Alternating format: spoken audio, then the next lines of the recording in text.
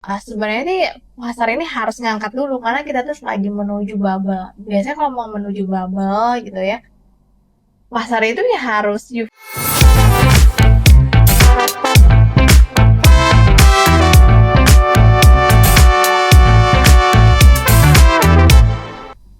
Welcome back to my channel. Balik lagi sama aku Susi Setiawati di Susi Setiawati Talks.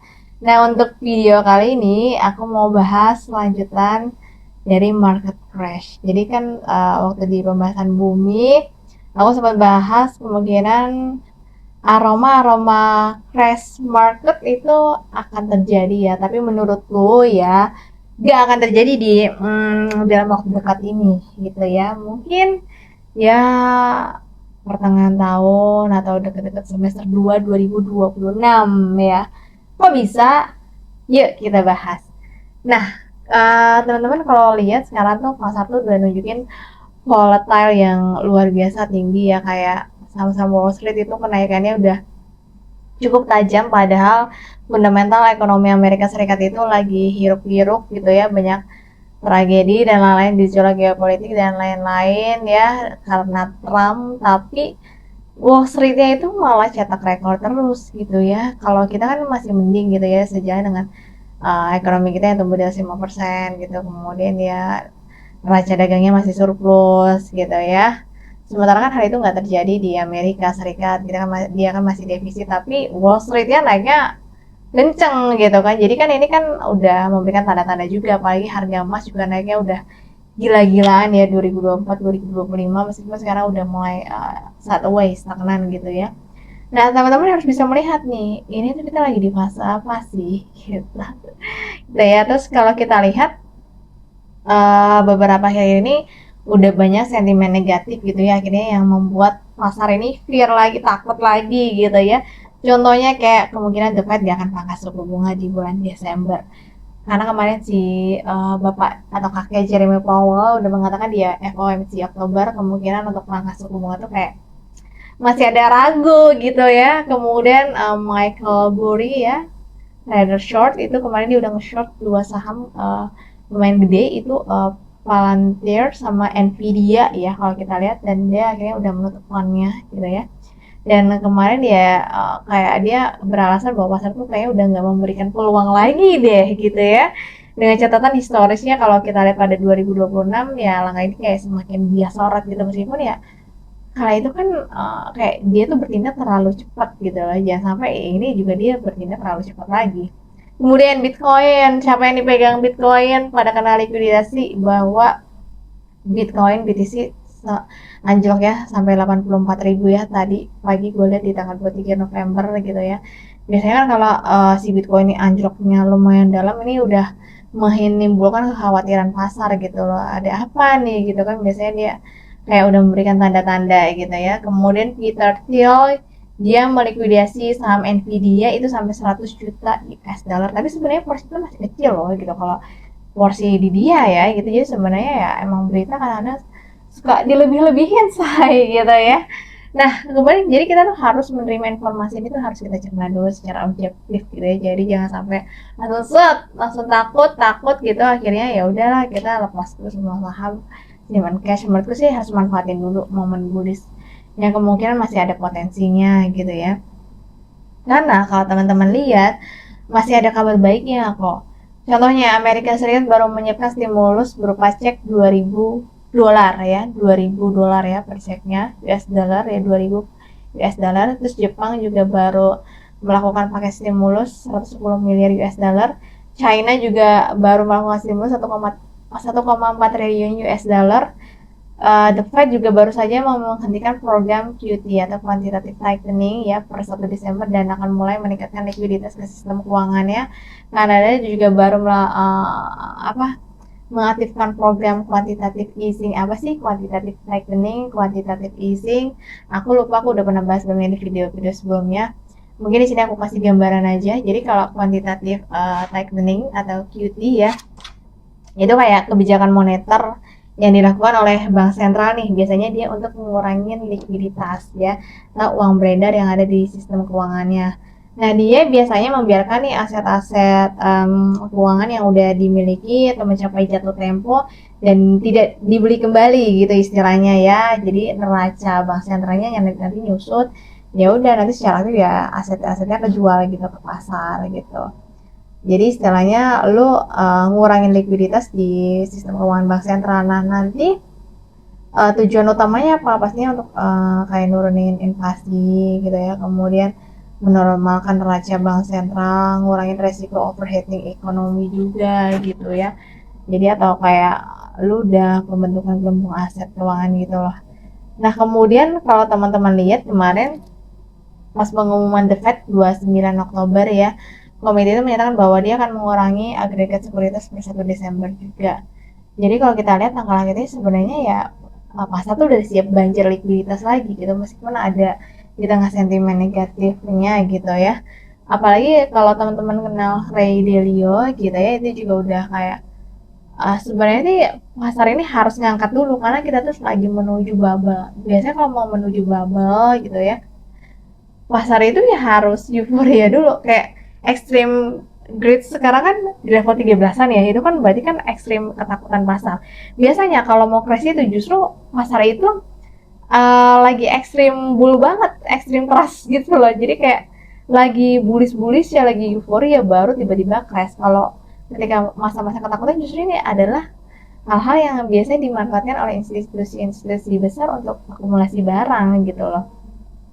Nah, kemudian ya, jadi sebenarnya kita tuh sedang menuju fase puncak bubble gitu ya. Cuman ya kita ya menurutku ya likuiditas yang banjir ini ya memang harus banjir karena ya kita mau menuju ke situ. Tapi tujuannya bukan buat memperbaiki ekonomi ya, tapi ya memang secara apa ya, istilahnya ada something lah gitu, bukan murni likuiditasnya banjir untuk perbaikan ekonomi, tapi ya memang kita tuh sedang didorong dipaksa untuk menuju bubble dulu gitu.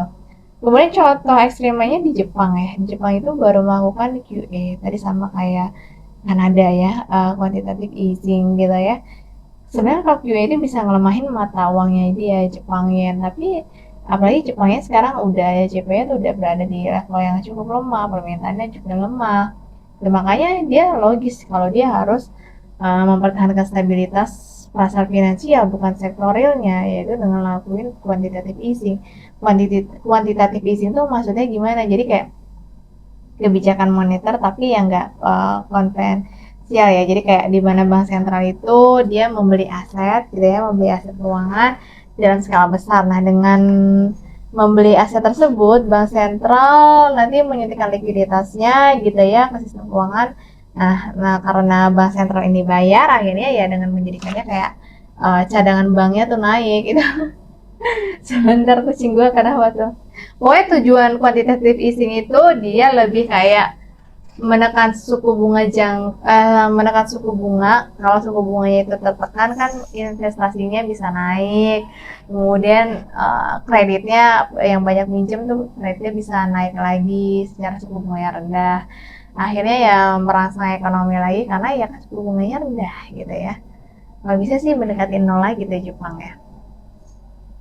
Kemudian sentimen negatif lainnya ya kalau yang tadi ya udah aku sebutin, sebenarnya itu bisa jadi peluang ya menurutku ya. Waktu kayak kejadian di April kemarin aja, April 2025. Nah, ada tanda-tanda ketika banyak sentimen negatif ini, tapi beberapa sosok gitu ya, dia justru kayak udah ngambil kesempatan. Soros Fund Management itu udah melakukan pembelian masif ya. Kalau kita lihat beberapa sejumlah saham mega cap itu dia baru beli, baru borong. Warren Buffett juga baru menambah saham Alphabet ya, 4 miliar US dollar. Kemudian aksi Peter Thiel yang menjual saham Nvidia tadi itu juga sebenarnya masih relatif kecil gitu loh, bukan yang gede banget. Dia kan investor kelas dunia ya, jadi 100 juta US dollar tuh kecil gitu, cuma berapa sekian persennya gitu. Kemudian tadi indeks fear and greed-nya itu kan udah di 13. Pasar itu kalau mau crash, ya itu kucing gue tuh bisik.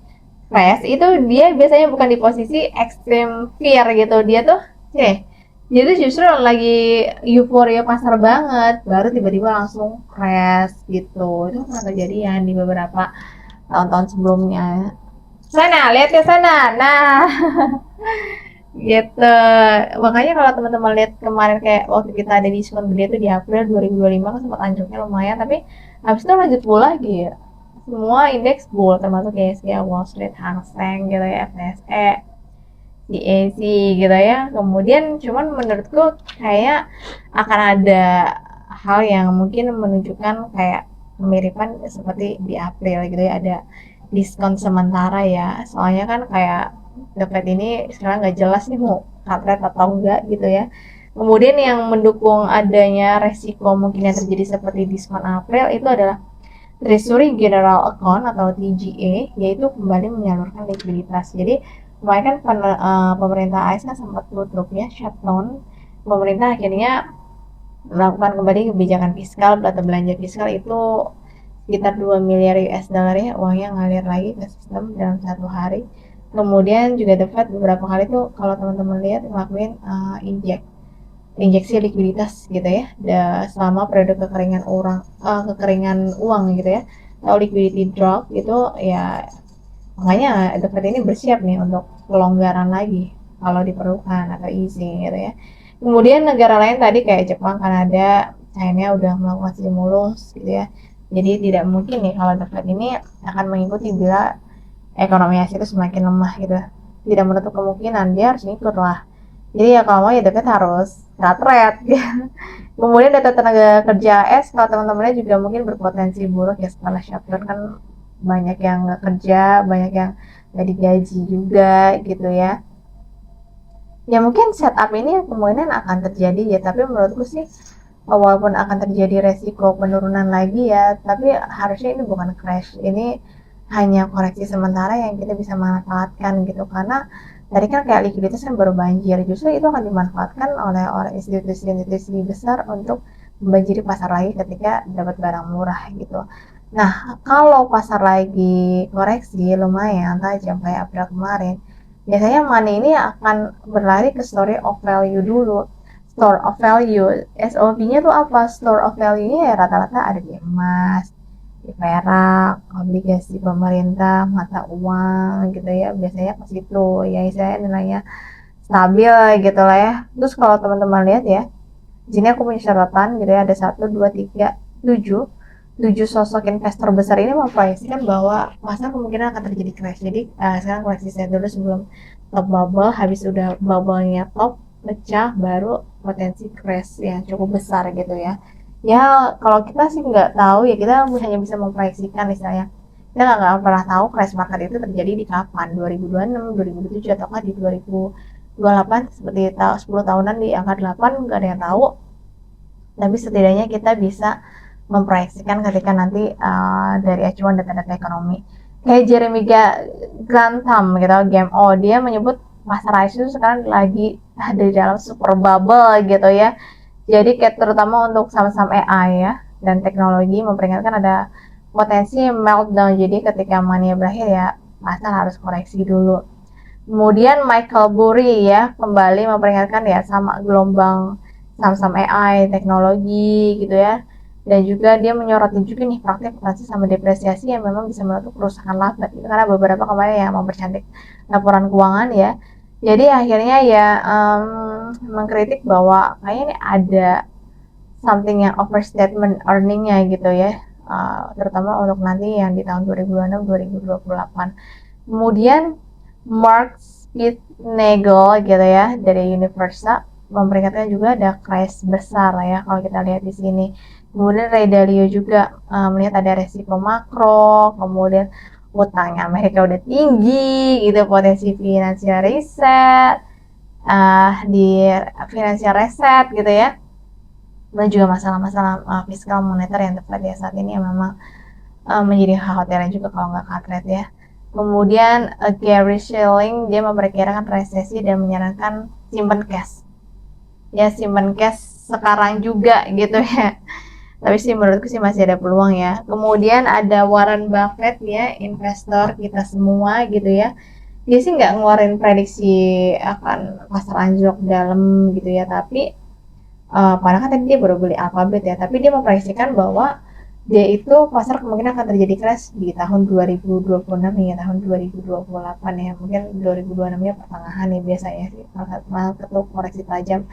Beberapa analis lainnya juga melihat kan sekarang udah euforia banget, jadi kayak harus ada koreksi, lihat dulu gitu. Nah, itulah tadi berdasarkan catatan aku beberapa investor besar yang memiliki pandangan akan terjadinya crash market. Tapi menurutku kalaupun nanti ada koreksi, menurutku masih koreksi sehat.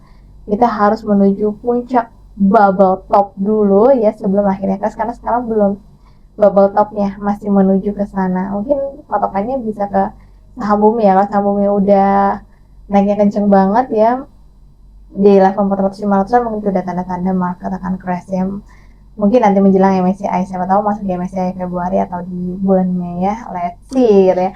Nah, itu adalah pandangan aku tentang market crash yang kemungkinan berpotensi akan terjadi, tapi jangan jadikan ini menjadi kekhawatiran. Kita manfaatkan peluang pasar saat ini. Menurutku pasar masih akan bisa potensi menuju bubble top itu hingga ya mungkin kuartal 1 atau kuartal 2 2026 ya. Jadi sebenarnya kita masih punya timing untuk mengejar cuan.